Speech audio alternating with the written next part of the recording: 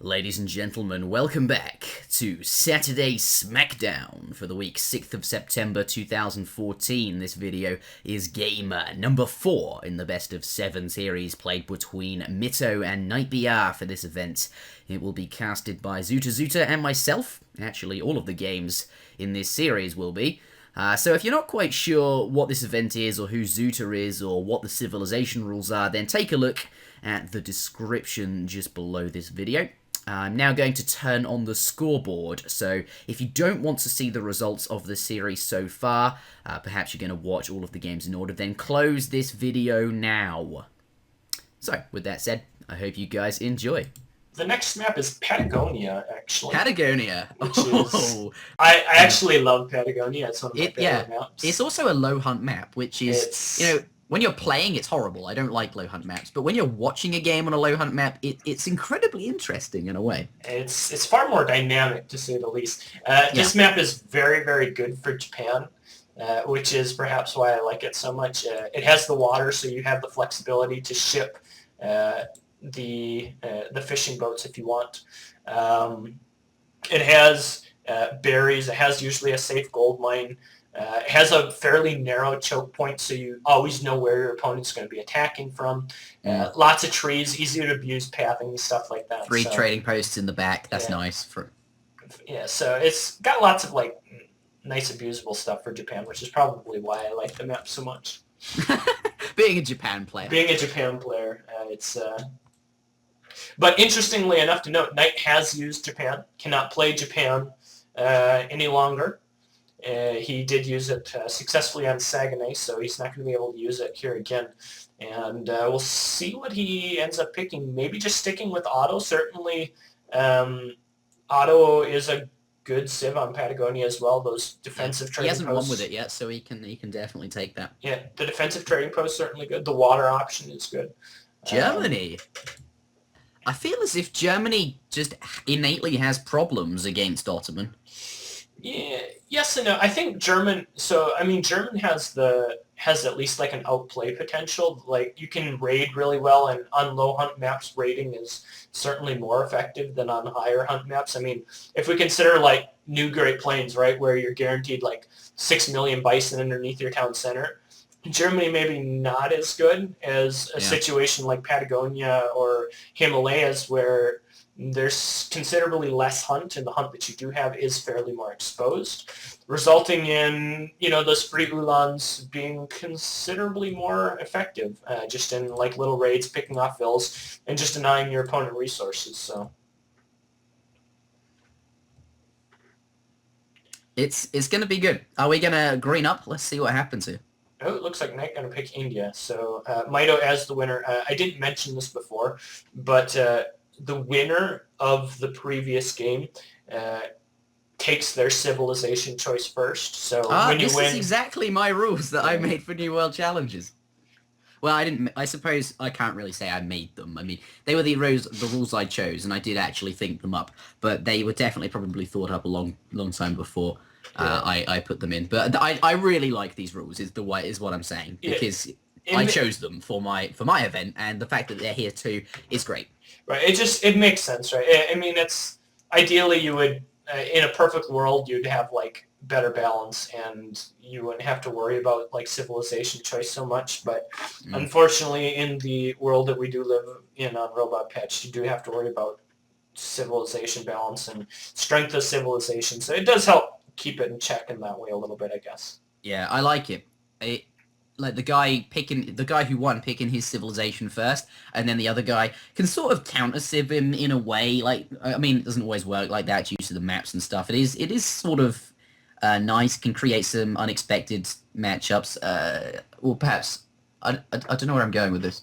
Anyway, I like the rules. The later it goes on, if you actually towards the end of the best of 7, when you've got fewer civs to choose from, that's where it gets real interesting. But here we are.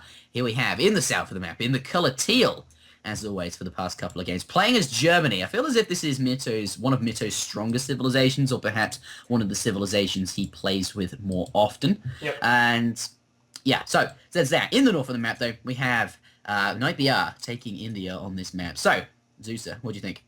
Well, as you did mention, first of all, Germany is by far Mito's, like, what he would consider his main civ, right? Like, everyone has a civ they consider probably their main civ, and for Japan, for you, that's Japan. For I was me, say that's for Japan, Japan. that's ZutaZuta. Yeah. For Japan, that is ZutaZuta. Yeah. They kind of go hand in hand, those two. But yeah, for Mito, it most certainly is Germany. That's his civ. So, couple things to note. Once again, we do have a 400 wood start for the India player, making the 10-10 and option. he's picking up that 70 food treasure just there. For a 10-10, that's going to be really nice as well. Yeah. Absolutely. One thing that does afford Mido, though, as the German playing player, does allow him to build a trading post in the very early portion of the game, which is going to be nice for him. Is that 200 wood start?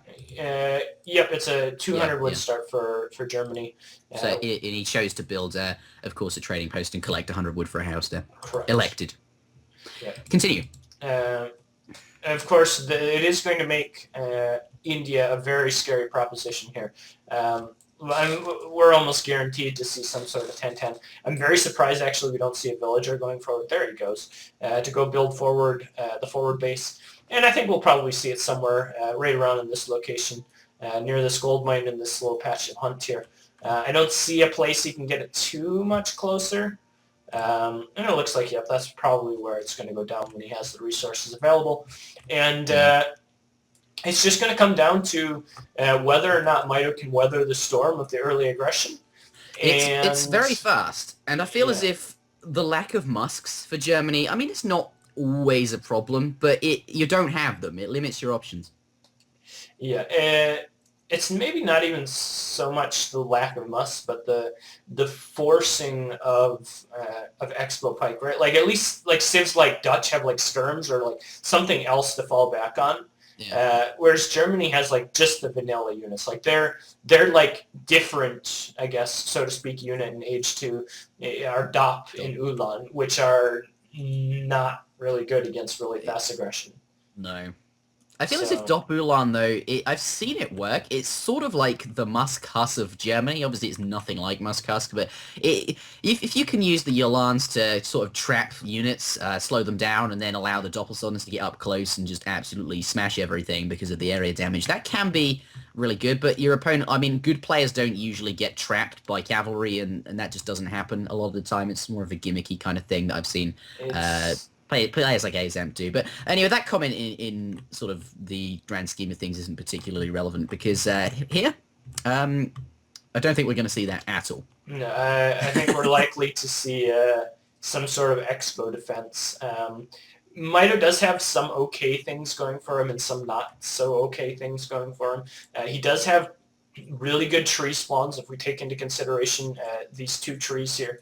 That are right south of his town center, definitely going to be very helpful to him. Yeah. He does have a very safe gold mine should he want to mix in some sort of gold costing unit at some point. Yeah, his hunt, however, is pretty damn bad. Yeah, that's the and the berries as well, which are on the front. Should he need to use, like, it's not even like, oh, my hunt is bad, I'll just use my berries. You can't do that either.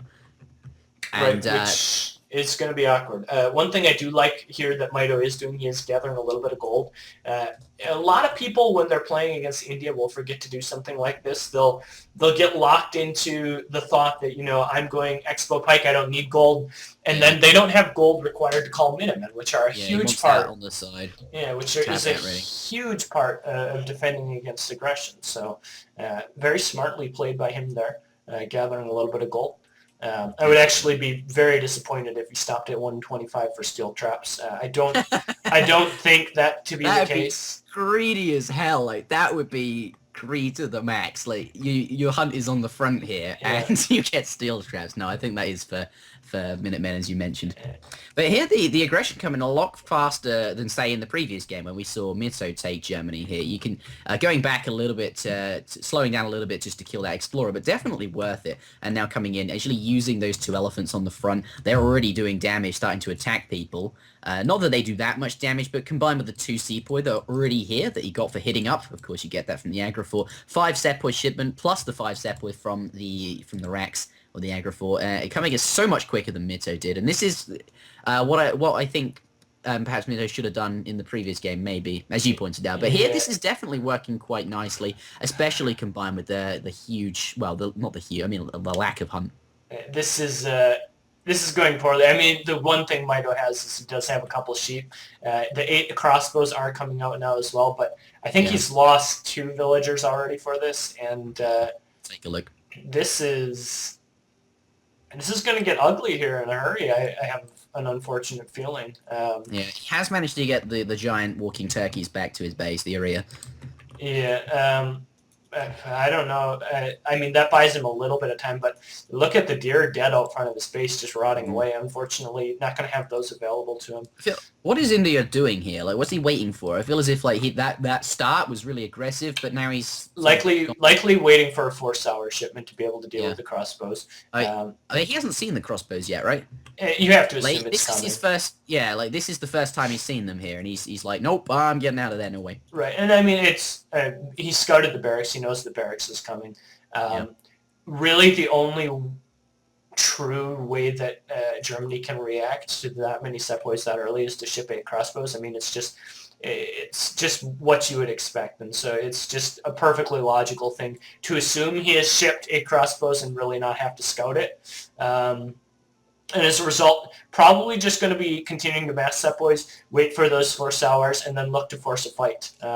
Yeah, this is like waiting around for the sours is obviously you have to do it, but it's kind of annoying. Actually, 600 wood. Which I'm not sure I totally agree with. I think I would have liked to see, if we imagine at this point, if he had 4 sours versus these only 3 pikes and how many crossbows is that? Not very many. 16 crossbows. The sours definitely would be quite strong. Yeah, especially with the fact that Mito's resources are so exposed. He could have maybe just pushed and won. Yeah. But I'm thinking perhaps this 600 wood, is it possible that, well, he's adding in a consulate right now, but perhaps could you build like the trading route in the back there and play more economically focused and think, well, he hasn't actually, my opponent doesn't have that much resources, so if I just secure an economic lead and then I guess that doesn't really make sense though, because you pushing in would just secure it so much better. Yeah, but, I mean, there's 2 trains of thought, right? You can either power up your own economy, or you can sacrifice your economy and hope that you can damage your opponent's economy even more than your own. Certainly, I think the latter of those 2 would have been much easier on this map, given Mito's resource spawn. Yeah. And I mean, the 600 wood is good. The consulate is good. I think the stable is maybe a little bit of a mistake this early. I don't think he's really going to have the economy to get units out of both the Agra Fort and the stable at the same time. Yeah. And by doing this, I mean, he just kind of opens himself up to potential raids and maybe losing some vills, stuff like that, and allowing Mido to kind of just get back in the game. I mean, we can see he's just giving him time here. You see Mitoe adding in a huge trading route now. Precisely. The cap raid is essentially just buying him a bunch of time to continue to stockpile units, allows him to continue to gather these resources that were at one point considered very dangerous to gather, gets his trading post line up like you mentioned, and as a result actually finds himself in a decent score lead. And really nice, yeah. And I mean, this is still a little bit gold now. Is he thinking about going up? No. Yeah, he's thinking about going up. He's got the resources for it. It's going to be scary though. This when this timing hits from India, this maybe is a little greedy. We'll see. He does have the fast age politician. He does have 3 trading posts, so he most certainly will have the availability to send some sort of unit shipment immediately in the 3rd age, whether that be 9 Ulan, skirmisher, something like that.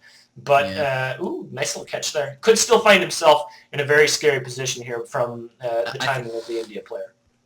That's true. He's got a big mass there, and obviously going up to the next stage, that's a big resource investment that you're not going to get back for a while. And at this point, he's sort of, he's less units than perhaps he would have had if he'd been training them. And it is at this point that Knight BR can really do some damage whilst he's aging up here. And the other thing we do have to mention is he did just use 1,200 food into aging up, and as a result has literally 0 food left in his base. So Should he not be able to push this back out and get some sort of control back, he's going to find himself not really being able to build units as well. So yeah, he can put the trade route on food. That's something he could do. I don't even know if he scouted his other hunt. Look at it. It's over there in the corner. Like, what the hell is... What is that? I don't know what that is. He might not even be able to get it, like, out around that little bend. It might...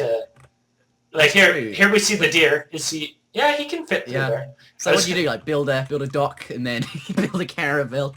Just ship your village... Anyway, back in... Looking at this here, you know, he does have gold. That is one thing. He's got that. And obviously Germany can send mercenaries. So that is something he can do in Fortress Age. The lack of food isn't going to, you know, screw him over. It's bad. It's bad. He's not going to train many units. But he does have the option for making mercenaries, which is something he probably will do. Here we see India coming in with a big mass there. He's running out of sort of a tank line. He has no pikes. And the cavalry sort of filling that position here. And once they go down, the Sours are gonna, you know, just gonna rake havoc on his crossbows, though he doesn't actually have that many Sours left. Hitting up there, well, no, skirmisher shipment popping out. I think actually he'll definitely be able to hold this. It's not too much of a problem. He'll be able to hold, but it's not just the current situation that I'm concerned about. It's the continual abuse that's going to continue to keep coming forward here from India. India's economy is fairly decent, has both the wood trickles sent. Yeah, more Sours coming in here as well. Going to be able to finally power out units from both of those structures. And although he maybe doesn't die, like lose his town center right here, I'm really concerned still for his longevity. If, the longer this game goes, I mean, he's just not going to be able to gather resources. Yeah.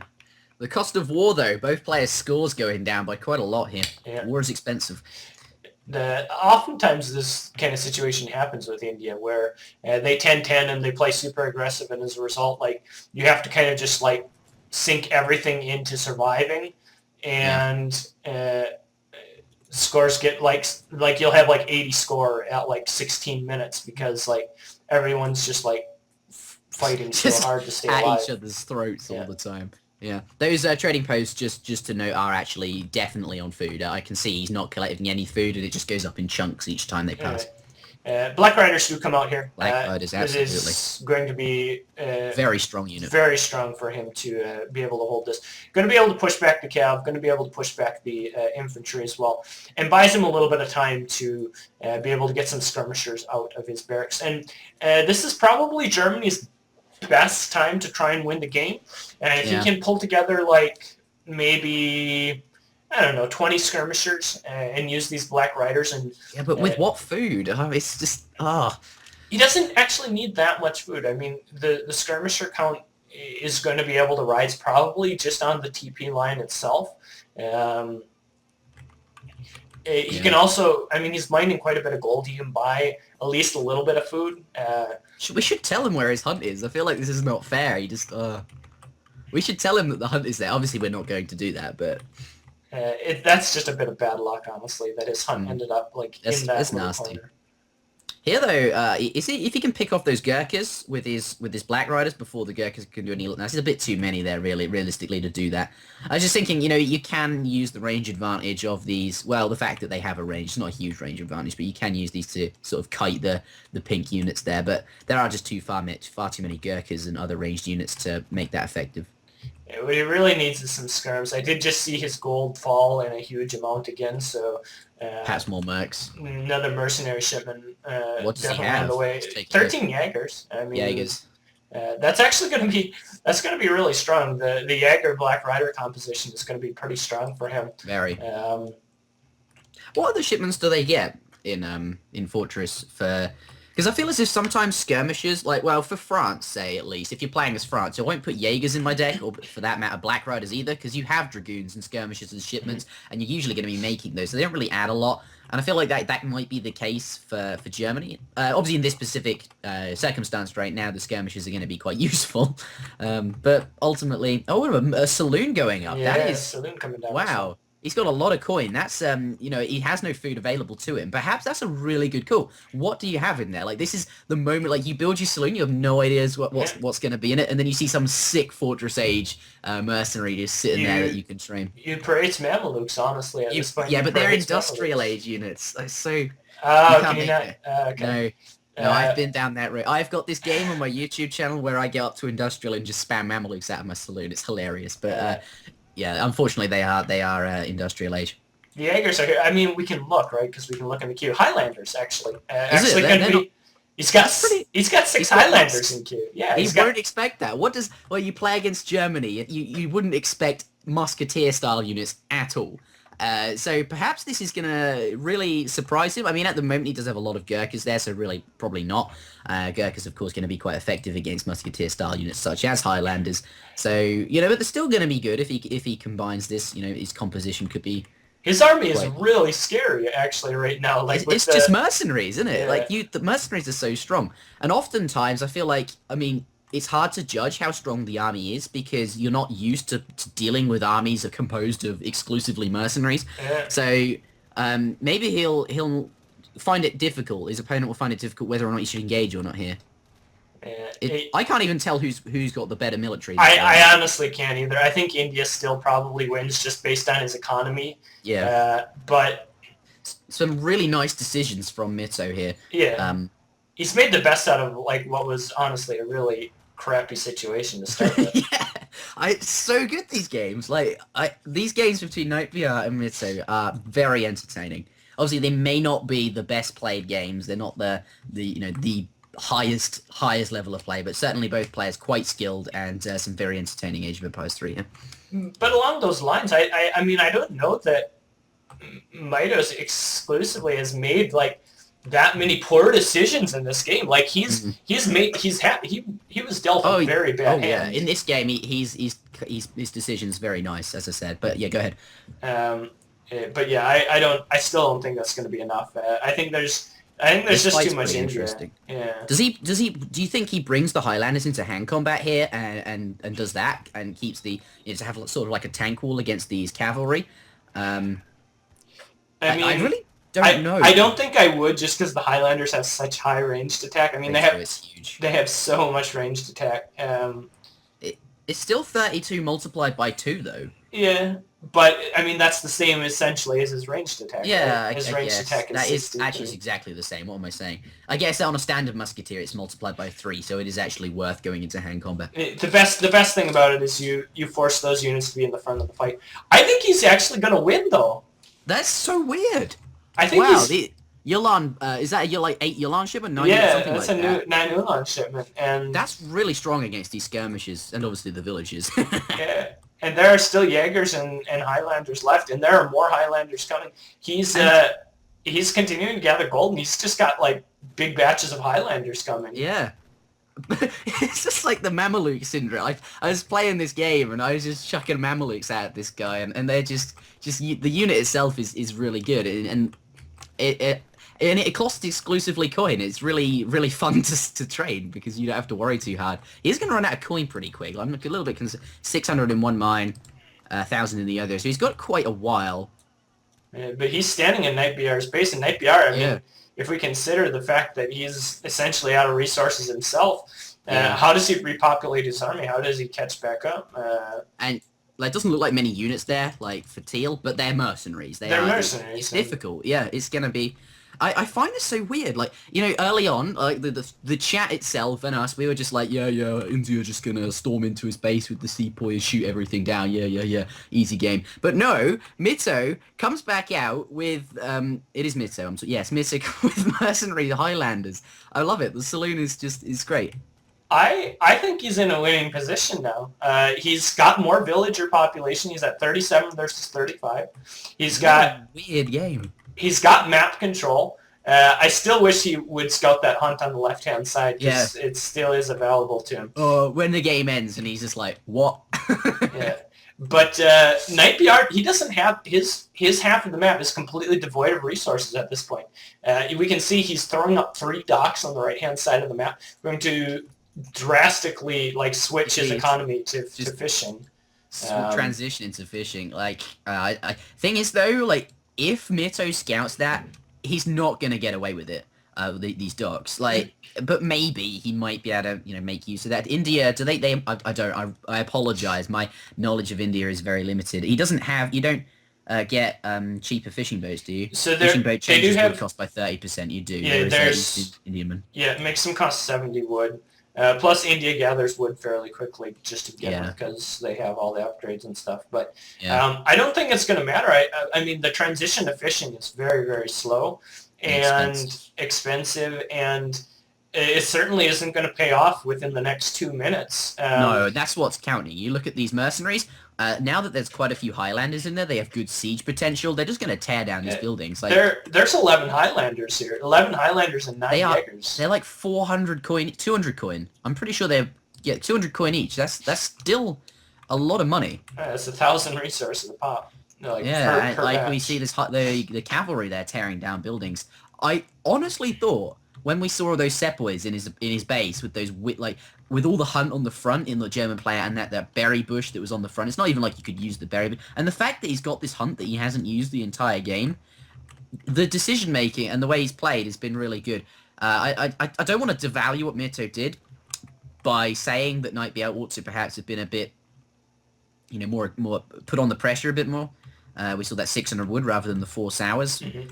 But ultimately, this has happened, and Mito was not steamrolled as we were sort of expecting. And now he's essentially got his opponent stuck in the back corner, like praying that he can fish his way out of this really deep hole, and I don't think that's going to happen. No, that town center going down now as well. What? Just all he can collect is wood.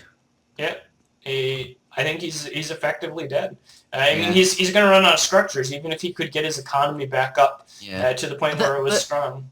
What he is doing, though, is obviously he can't do anything other than collect wood and make fishing boats. And I think that, his decision-making here is still good. Like, because that was probably the right decision, if you think about it. It shouldn't have got to... I mean, he ought to probably resign. It's maybe the better decision. But if you want to try and keep it going, this was the best thing he could have done. So, still... Look at where he's got, essentially every unit he owns is jammed in this corner with these 5 docks. It's looking like one of those weird Portuguese games where they take water and just ship boats and you can't get on. You just can't do anything to them because they have all of their economy and everything on the coastline, except in this game, Knight does not have any mills or plantations or whatever around the coastline. Anyway, so Mito's just like, well, I can't really do anything on the coast there. I'll just siege down everything.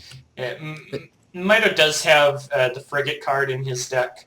He also has 2 caravels, so those could potentially come. I'd be really interested to know what his trading posts are gathering in terms of resources. I actually feel like this might be one of those situations where it would be more beneficial to put your trading posts back onto XP, just so you could get out caravels and frigates instead of getting the resources. Just because I feel like that XP might be more valuable at this point than the actual resources you're innately gathering. And Knight resigns. The game.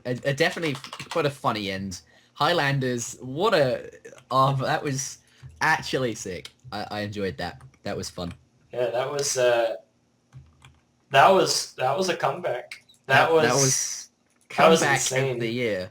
I think we'll review 2014 and be like, oh, actually the biggest comeback of the year. This game right here, ladies and gentlemen. That was impressive. I mean, I thought several times he was dead. Now, on the same hand, Knight did, I think, make some mistakes, as we mentioned a couple times. Yeah. Didn't ship the 4 sours and didn't play super aggressively with his kind of really strong. I mean, if we take a look at the military timeline,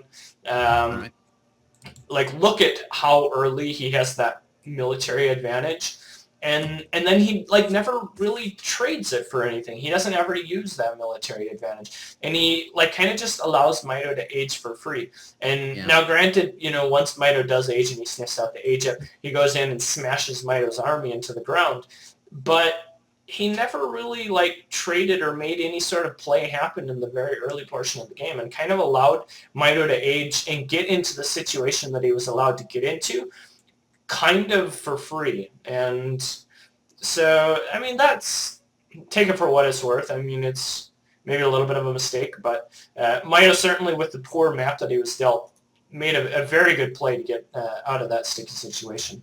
Absolutely.